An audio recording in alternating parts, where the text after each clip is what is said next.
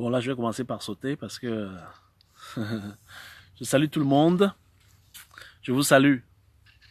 J'ai un commentaire rapide à faire ce soir concernant un autre ami qui a fait un acte de bravoure en France.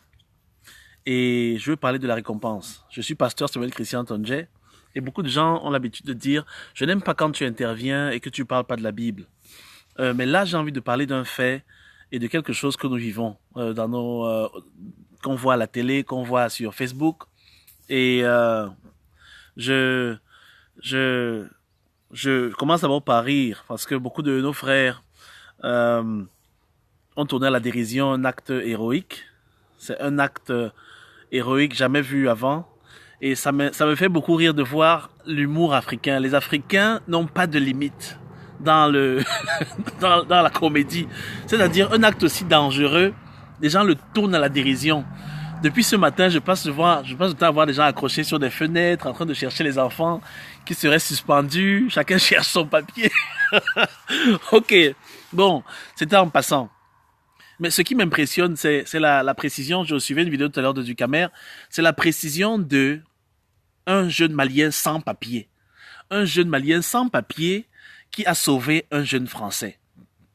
Et la raison pour laquelle on met le sans-papier, c'est pour ternir l'acte héroïque de ce jeune homme qui a failli mourir en agissant pour sauver la vie de ce jeune garçon. Il a failli perdre sa vie. Mais comme c'est un Africain qui l'a fait, il faut qu'on ternisse avec sa situation sans papier.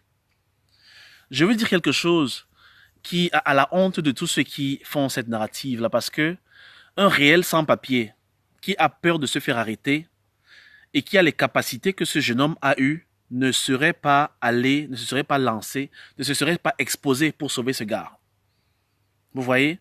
Parce qu'en s'exposant, la police allait venir, absolument. Les médias allaient le prendre. Donc, il a donné même sa liberté de vivre en Europe pour sauver ce gars. Donc, il se disait, je sauve cet enfant, même si on m'arrête et qu'on me rapatrie, cet enfant ne meurt pas devant moi. Et ça, c'est héroïque. La récompense de Macron est impressionnante. Ça, je vais le dire parce que la récompense de ce jeune homme, c'est on lui donne les papiers français. Je me pose la question de savoir si c'était un Français, si c'est un Français qui a déjà la nationalité, qui a déjà les papiers, qui avait fait ça, qu'est-ce qu'on lui aurait fait lui? C'est-à-dire, quand un Africain le fait, la récompense, c'est je te rends français. C'est-à-dire, tu étais un sous-homme, maintenant tu as gagné ton humanité. Et tout le monde le fait passer en boucle, c'est une récompense. C'est pas une récompense.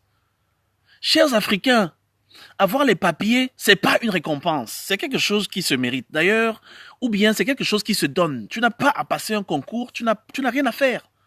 Tu es là et on te donne tes papiers. Parce que tu appliques, ou bien parce que tu as fait quelque chose. Mais c'est pas une récompense. Parce que les gens qui naissent donc avec ces nationalités-là, ils naissent en courant, oh, je suis né français, je suis né français. Non, tu es né quelque part, tu es cette personne-là. Donc je trouve que Macron ne lui a pas fait de cadeau. Il n'a pas eu de récompense du tout. Parce que si la seule récompense qu'il peut recevoir, c'est les papiers, on lui donne les papiers, c'est sa récompense. Et on dit, oh, les pompiers vont te contacter, ceci va te contacter. On lui a rien donné. Il n'a rien gagné. Et s'il n'a rien gagné, je me dis que la moindre des choses serait de lui dire tout simplement merci. Et de ne pas peindre partout que c'est un sans-papier. Oubliez ça, c'est un héros. C'est un gars qui a sauvé un enfant. Et je le disais tout à l'heure sur le mur de Ducamer, je disais, c'est quelqu'un qui a traversé le désert à pied.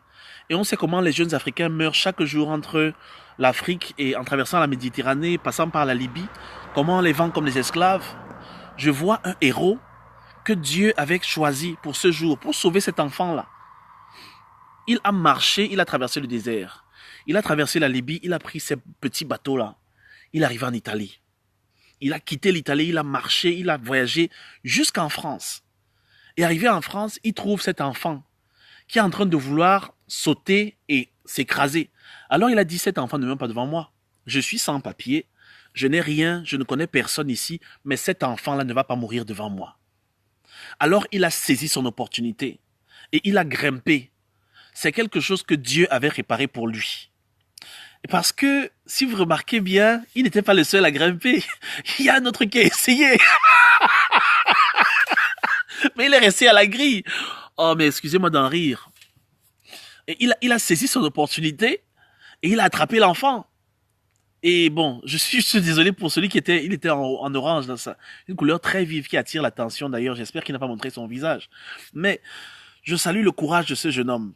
Et je dis, la France ne lui a donné aucun cadeau. Parce que donner la nationalité à quelqu'un, c'est mettre cette personne à un statut normal. Bon, tu es légal. Mais maintenant, le cadeau, c'est quoi?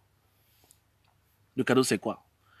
Voilà, je salue Eliane Ekunda, je salue Irène, je salue tout le monde, tous ceux qui me suivent là. Et voilà, c'était juste pour parler de ce jeune héros malien qui fait la chronique. Que Dieu vous bénisse tous. On est ensemble.